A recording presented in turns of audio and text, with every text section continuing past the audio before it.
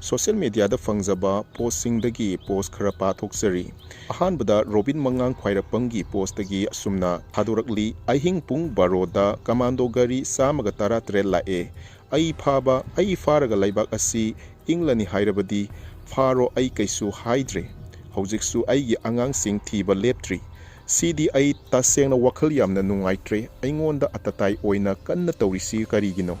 Aina aranba karimata tawkhide laibak ngakpani maitai kanmani ai to e khulai surrender tawrage karimata yauraroi laibak su tumina laikrabanina ai su tumina laizarage CM na haikhiba wahai ama posta sumna ithorakli Manipur gi irang asi loisanaba hotnabada politician gi oiba solution ama puraknaba dialogue tawba hore CM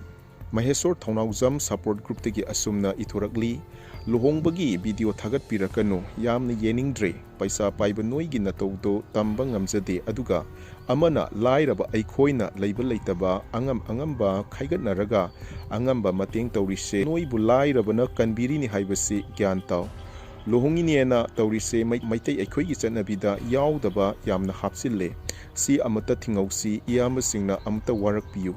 athubida yade haiba ama khanghalasi loinamakta nate aina haijarise noina somda kedana semdana decoration haptana paisa pairabanena tawrido khulnga liba yambasing ibungsing inausingna uraga moi wakhal yamna nungairamoi noibu gyan amata taro kaidauge kanglaipak imase amata kanminasi paisa paiba noigi susaru yauribani